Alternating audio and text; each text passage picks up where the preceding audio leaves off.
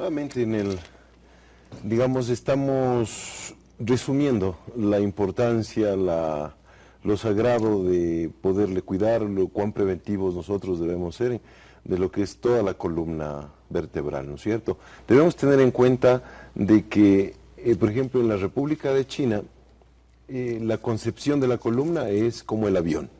Es decir, si no está del todo bien, no está bien. Si yo tengo algún problema abajo, tengo un problema arriba. Y claro, como estamos viendo, es para más o menos explicar que la parte donde está señalando y la parte baja de la cintura son las más vulnerables. Por una simple situación, la parte dorsal tiene un poquito menos de vulnerabilidad por las costillas, ¿no es cierto? Es decir, es como una caja media resistente. Pero como estamos viendo por ese huequito, es por donde baja todo el montón de cables eléctricos que nosotros tenemos, que es lo que debemos cuidar, ¿no es cierto? Se llama médula espinal y las ramitas corresponden a los nervios, ¿no es cierto? Entonces vamos bajando en eso que nosotros ya estamos focalizando, vemos que ya es el cuello, ¿no es cierto? Entonces, ¿qué es lo que sucede? Tenemos, por decir algo, sobre los 50 músculos rodeados a esta columnita apilada de huesos, como ustedes ven, y que tiene tanta generosidad en cuanto a movimiento, tiene lateroflexión, extensión, flexión, tiene hacia la izquierda, derecha, atrás, tiene circunducción que le llamamos, es decir, podemos rotar la cabeza, y todo gracias a ese milagro divino de la contextura ósea primeramente, articular, muscular, porque ustedes ven que es simplemente una columna, ¿no es cierto? Esta columna, digamos, no tiene sostén. El único sostén son los 50 y pico de músculos que están alrededor y que se van endurando si es que nosotros no le damos el cuidado respectivo. Si vamos viendo hacia la profundidad cómo es lo que aparenta ser solamente, digamos, un solo nervio gruesote, pero no es así. Si nosotros le pelamos, vamos viendo que van saliendo los nervios y especialmente tiene importancia en el cuello. ¿Por qué? Doctor, ¿el ejercicio viene a desarrollar el papel de lubricante? Por supuesto, el ejercicio es como las pilas en el ser humano, ¿no? Y claro, el ejercicio afloja, para que haya que desde el cuello, como ustedes ven, eso que dice C1, C2, sí. C3, Eso es lo que distribuye a nuestros nervios. Y ahí tenemos nosotros, por ejemplo, ya la distribución de la sensibilidad, de la motricidad, de cómo puede a nosotros afectarnos desde el cuello hacia el último rinconcito del dedo. Entonces nosotros no siempre podemos acusar de que un dolor de la mano no tenga que ver con el cuello. Quizás tenga mucho que ver con el cuello, es más bien tremendamente frecuente que nosotros tengamos lo que le llaman el síndrome cérvico-braquial, quiere decir de cuello y brazo, que es lo que sucede también con lo que habíamos hablado la semana pasada de las computadoras, ¿no es cierto? Es lo más común. Y de ahí lesiones, lógico, va desde el cuello hasta la mano. O sea, nosotros tenemos diferentes nombres en traumatología el síndrome por ejemplo, del túnel carpiano, que no tiene nada que ver con cuello, que simplemente es a nivel de la muñeca, ¿no es cierto? Pero que tiene que ver en cuanto a que desde el cuello bajan los nervios. Nosotros no somos desconectados, nosotros no somos en repuestos aislados. Como vamos a ir viendo de afuera para adentro, doctor, ¿no? Usted siempre mira al ser humano, al cuerpo humano en forma holística, como un todo. Exactamente, es decir que nosotros no podemos anular esas circunstancias del flujo eléctrico. Ahí nos está tenemos, diciendo, ¿no? ojo, ¿qué significa eso? Sí, ojo, cuidado. O sea, cuidado. Lo que quiero es terminar en las charlas que nosotros tengamos una alarma positiva de responsabilidad sobre el cuello, de ver tan complejo, tan divino, con tanta multiplicidad de función, que solo cuando lo perdemos es cuando lo valoramos. Por ejemplo, cuando nos ponemos en sustos ya cuando nos viene, por decirlo menos, una tortícolis, ¿no es cierto? Es cuando uno ha tenido mucha tensión, muchas circunstancias emocionales tóxicas, entonces se endura y en una de esas amanecemos que no nos podemos mover.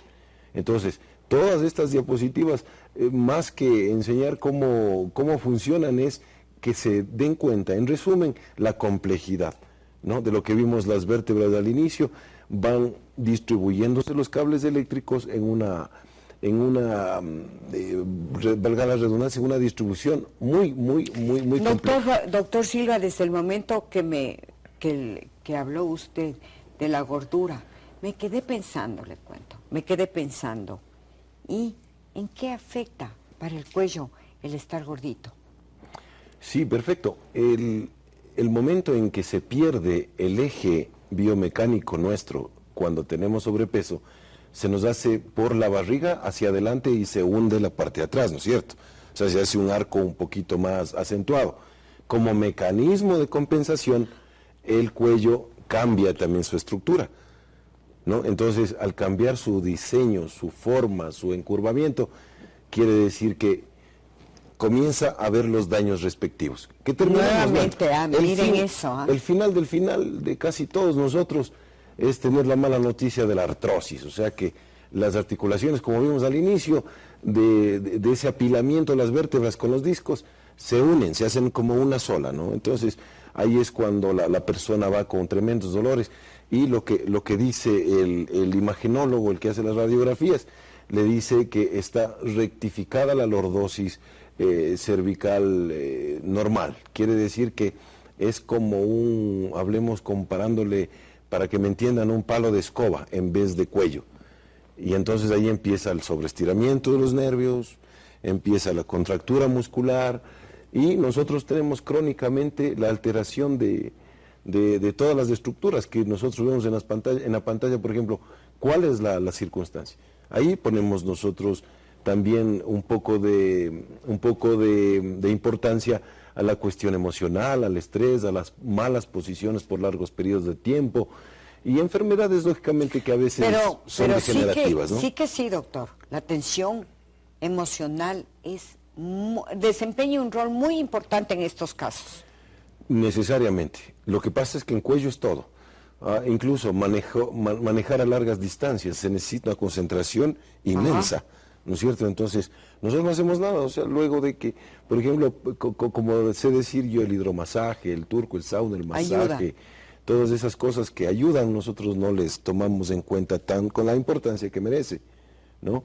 Y entonces, claro, una vez que ya las cosas empiezan a dañarse, nosotros vemos en las imágenes ahí cómo está la alteración ya, los agujeritos por donde salen los nervios, que si les decimos agujeros de conjunción, ahí están ya alterados. Están alterados también los discos con hernias, después necesitamos cirugías, y entonces, o sea, las consecuencias finales son tratamientos agresivos si es que nosotros no nos ponemos en un y no es que el antiinflamatorio, ¿no? y el antiinflamatorio y el analgésico, con eso lo tenemos todo resuelto. Nada, señor, tiene que entrar en una terapia para flexibilizar física, diría yo, exacto, ¿no es cierto? Una terapia para flexibilizar todos esos músculos que tienen traumatismo, sí, porque, prácticamente. O sea, los componentes del tratamiento en la medicina oriental y en occidental estamos conscientes de que no es una sola cosa, ¿no? Incluso estamos viendo las recomendaciones que se les debe realizar cuando hay la consulta. O sea, enseñarles, pero de una manera gráfica, los movimientos que nosotros tenemos que hacer, como la suspensión del trabajo momentánea por 5 minutos, y de ahí hacernos nosotros una gimnasia que será no más de 5 o 8 minutos, ¿no es cierto? Así es. En un break durante el día. Pero lo que sucede es que nosotros no le damos importancia a eso. O sea, creemos que al inyectarnos un analgésico, un antiinflamatorio, y continúa, y continúa. Todo o sea, resuelto. El bloqueo del dolor, y continúa, y continúa. Pero eso es que después ya nos dicen, tiene que hacer fisioterapia toda la vida. ¿No es cierto? O sea, falta de una escuela preventiva, que es lo que nosotros siempre vamos a insistir aquí, es el porqué, es la razón de que estamos reunidos esta mañana. ¿Cuál es su dirección y sus teléfonos? Todo el mundo conoce, pero es importante que se lo repita. Sí. Estamos aquí en el corazón de la ciudad, en la zona colonial, en la Castillo 266 y Rocafuerte, ¿no? Junto a Cafetería Marcelitos. Junto a la Cafetería Marcelitos. Y el número de teléfono es el 03-282-5469.